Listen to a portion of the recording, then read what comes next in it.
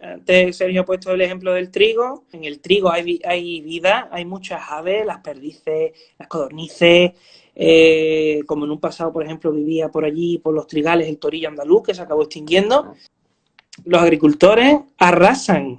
Hay ONGs, hay organizaciones que para que un aguilucho cenizo esté tranquilamente en su época de cría, lo que hace es comprarle el terreno como si fuera la cosecha, con el mero hecho de que dejes que esas aves saquen los pollos y para el verano que viene vuelvan de nuevo, porque eso es una cadena. Entonces, ahí es donde el sector agrícola debe de concienciar un poco más, de conocer quiénes viven en sus campos, porque a lo mejor no lo sabe, pero a lo mejor ese ser vivo lleva viviendo más años de los que él lleva con la tierra, ¿sabes? Yo, si se me permite decir algo a este respecto, es cierto que las prácticas agroganaderas tradicionales han formado parte de los ecosistemas y que si las retiras se producen desequilibrios, porque ha habido una convergencia, diríamos, entre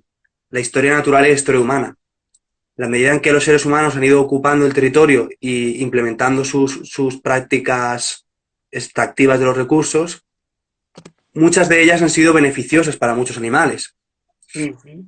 Claro, ¿qué sucede? Que muchas veces cuando queremos conservar, y la propia palabra, lo hemos hablado con anterioridad a Jesús, de conservación, ya alude a un pasado. Cuando tú quieres conservar algo que ya existía, ¿no?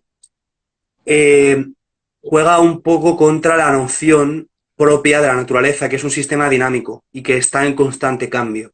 Uh -huh. Yo una cosa que he visto, y no estoy haciendo aquí ninguna apología al aceleracionismo, es decir, a la idea de que tenemos que seguir creciendo, ¿no? Y que ya resolveremos en un futuro lo que suceda. Pero hay una cosa que yo he visto en primera persona, y no ha sido en España, ha sido muy lejos de aquí, que es en Australia. Yo viví allí un año y estuve visitando muchos parques nacionales.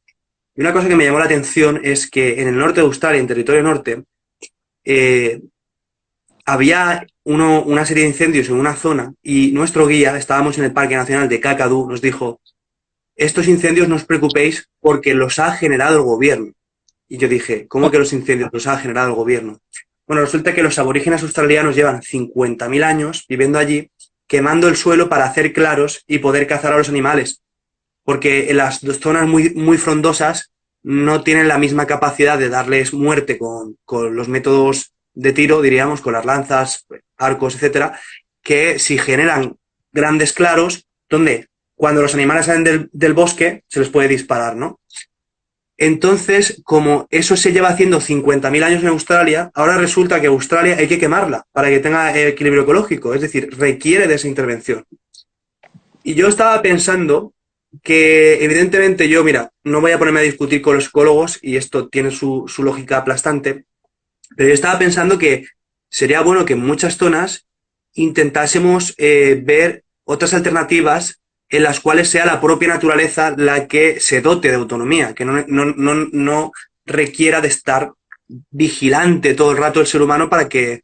Y en el caso, por ejemplo, de España y lo que acabas de decir con los trigales, yo defiendo una posición ideológica dentro de la conservación que se llama rewilding, se conoce como rewilding, que en este caso diría, bueno, para que vuelva a haber estepas y estas aves no desaparezcan, vamos a reintroducir o vamos a dotar de libertad a algunos animales que hemos explotado durante milenios en la ganadería, pero que nuestra visión de las cosas no nos permite concebir como salvajes. Por ejemplo, los toros son un gran herbívoro, Bos taurus, Bos primigenius, el antepasado.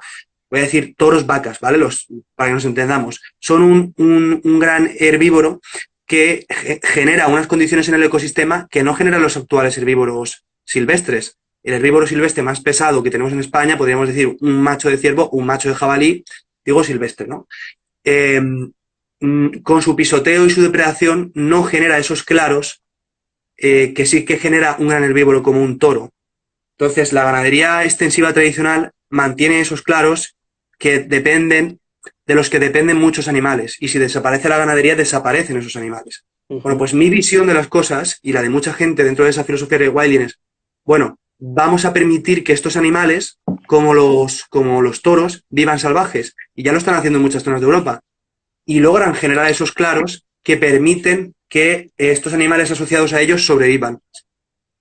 Yo no digo que haya que imponer esto a la fuerza, pero también pienso que no hay que imponer a la gente a que se quede en los pueblos si no lo quiere hacer. Entonces, desde mi punto de vista, el objetivo es, las cosas se van sucediendo de una forma, ¿vale? Y nosotros tenemos que ver cómo conservar la biodiversidad en la medida de lo posible con las nuevas condiciones.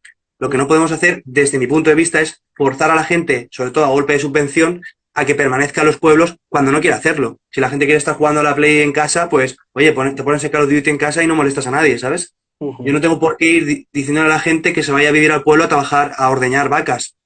Si no quieren hacer eso, yo no soy nadie para forzarle. Ahora, como eso está pasando, desde mi punto de vista, tenemos que dotar de autonomía a los ecosistemas. Creo que mucha gente tiene esa visión de que el ser humano tiene que la naturaleza no sabe regularse por sí sola, en plan, perdona, pero es que el ser humano es parte de la naturaleza. Es decir, que si tú la regulas, también es la naturaleza autorregulándose. Entonces, esa es mi visión con respecto a estas cosas.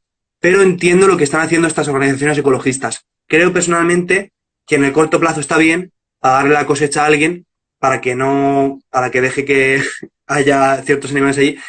Pero creo que en el largo plazo no creo que sea la mejor opción, personalmente.